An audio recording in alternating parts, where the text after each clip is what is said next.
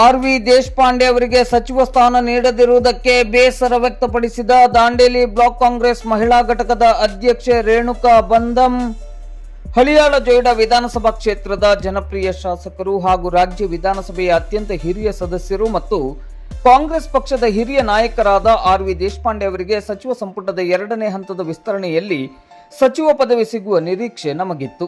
ಆದರೆ ಅವರಿಗೆ ಈ ಅವಕಾಶವನ್ನು ನೀಡದಿರುವುದು ಕ್ಷೇತ್ರದ ಜನತೆಗೆ ತೀವ್ರ ಬೇಸರ ತಂದಿದೆ ಎಂದು ದಾಂಡೇಲಿ ಬ್ಲಾಕ್ ಕಾಂಗ್ರೆಸ್ ಮಹಿಳಾ ಘಟಕದ ಅಧ್ಯಕ್ಷೆ ರೇಣುಕಾ ಬಂದಂ ಅವರು ತಿಳಿಸಿದ್ದಾರೆ.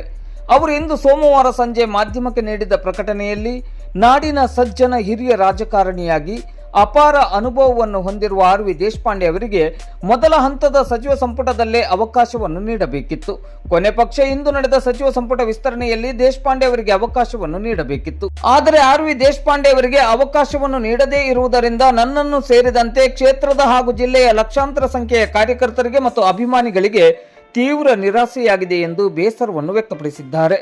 ಕಾಲ ಮಿಂಚಿಲ್ಲ, ಈಗಲಾದರೂ ಆರ್.ವಿ. ದೇಶಪಾಂಡೆ ಅವರಿಗೆ ಸಚಿವ ಪದವಿಯನ್ನು ನೀಡುವಂತೆ ರೇಣುಕಾ ಬಂದಂ ಅವರು ಎಐಸಿಸಿ, ಕೆಪಿಸಿಸಿ, ರಾಜ್ಯದ ಮುಖ್ಯಮಂತ್ರಿಗಳಾದ ಡಿ.ಕೆ. ಶಿವಕುಮಾರ್ ಮತ್ತು ಮಾಜಿ ಮುಖ್ಯಮಂತ್ರಿಗಳಾದ ಸಿದ್ದರಾಮಯ್ಯನವರನ್ನು ಆಗ್ರಹಿಸಿದ್ದಾರೆ.